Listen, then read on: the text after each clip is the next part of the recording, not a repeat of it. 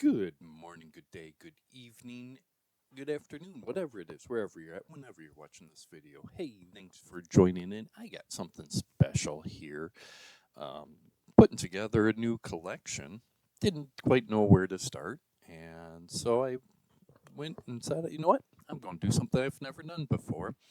I went down to my local coin store and said, let's do it this way.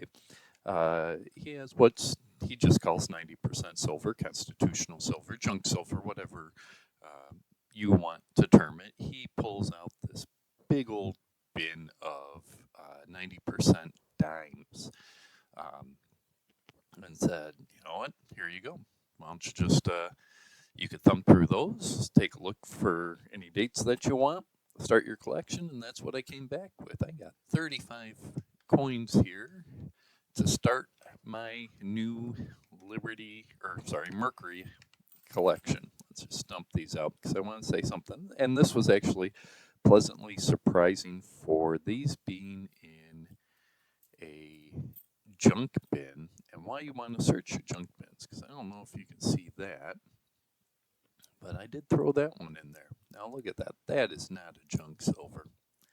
That is, and it is a Roosevelt. I do realize that, but look at the condition of that. That's a 1961 Philadelphia, but that is just sparkling, shiny, beautiful conditioned 61 Rosie on there.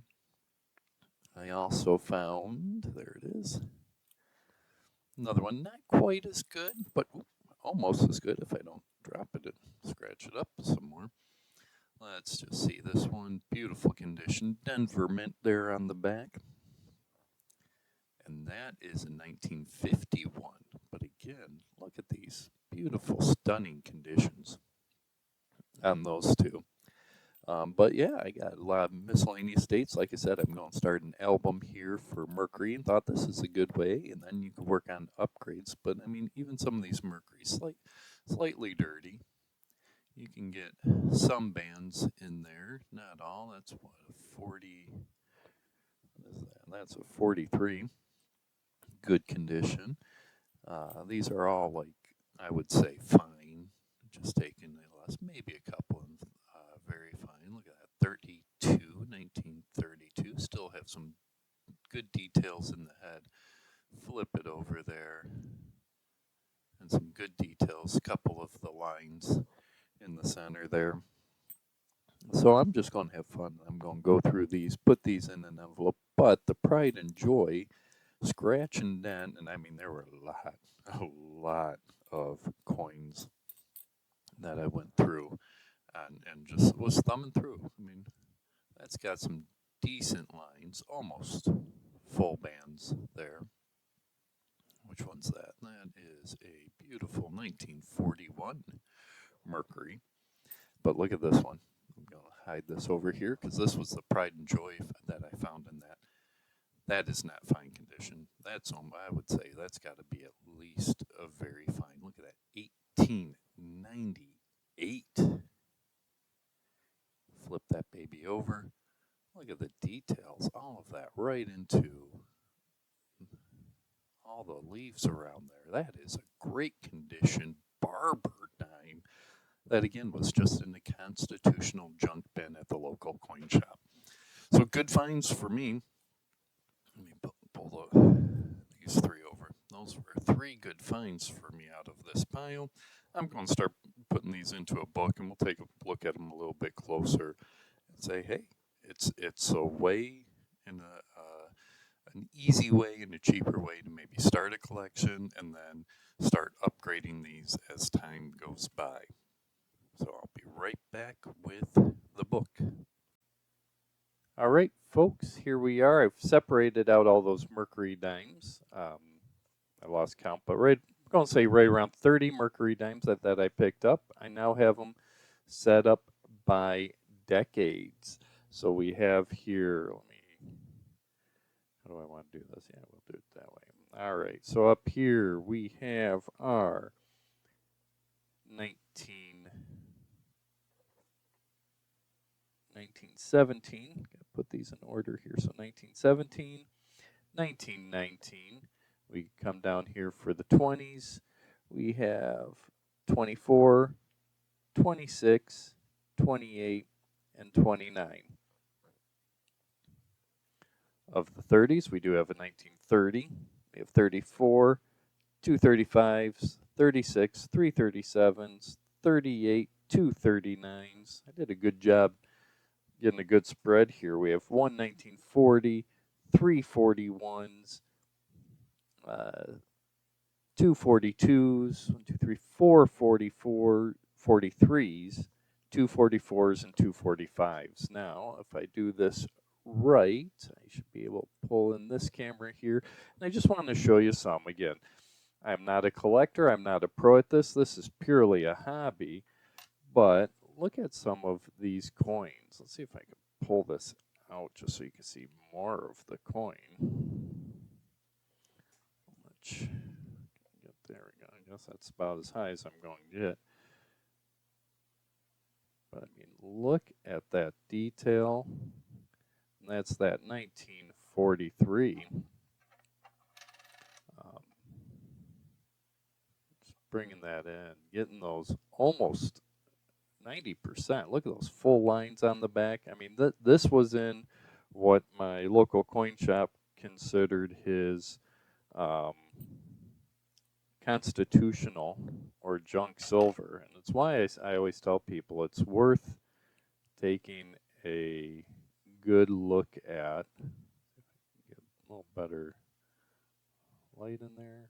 Well, too much shadows there. Let's pull that down.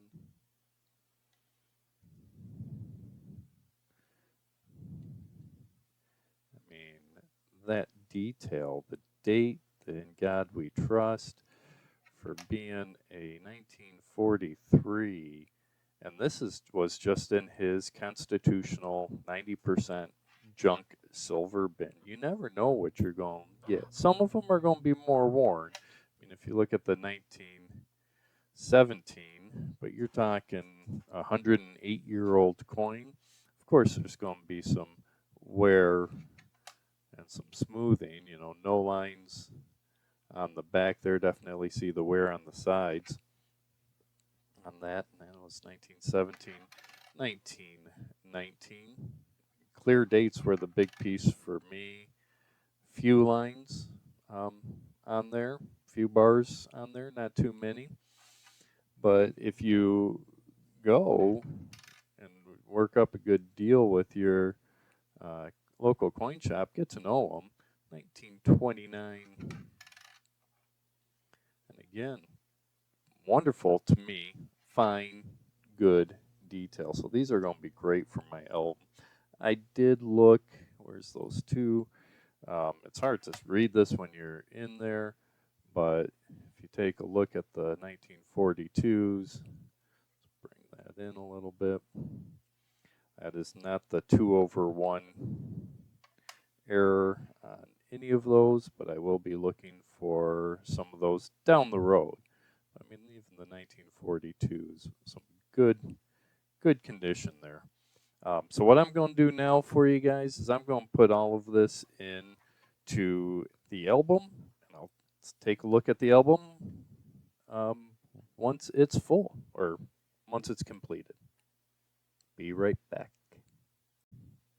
All right, folks, need your help here. Let's see if I could also stitch in another photo on this, but take a look at that S. And in particular, I'm looking at, let's do it this way. Let's increase the size here. Let's take a look at that S there. I'm going to stitch in a image of the micro S versus the normal S. What do you think that is? 1945 micro or normal? Make those comments below. All right, so here's the beginning of my Mercury dime collection in the book. Got 1, 2, 3, 4, 5 on that first page, so a lot of empty spots along the way here. Go to page 2. We're looking at 1, 2, 3, 4, 5, 6, 7, 8, 9 on that second page. And the third page looking a little bit better with 1, 2, 3, 4, 5, 6, 7, 8, 9, 10, 11, 12, 13 on that. So 27 in the book here. Not a bad starting point. I did have, when I got them under the scopes there, I do have 5 duplicates. These are good. I might actually flip these two. Take a look at these two. These two, I don't know if I make the comments below. I don't know. Should because of how the condition, although that looks like it might have been cleaned. What do you think? Are these flip worthy on there, or do I just put them in my 90% tubes to sell at a later date? I mean, some of these, like I said, they're just really good condition. That doesn't have the scratches on it like it's been cleaned. So some of these might be flip worthy, others constitutional silver. Give me your opinions. Let me know what you think, and let me know what you think about starting this collection. Until the next time, guys, thanks for joining in on this new adventure down the Winged Liberty or the Mercury Head dimes with me. Always appreciate your support. Show that support by clicking that thumbs up, giving me that like button, and subscribing to this channel for more and future videos along the way. Until the next time, guys, have yourself a wonderful, wonderful, wonderful day, and happy hunting.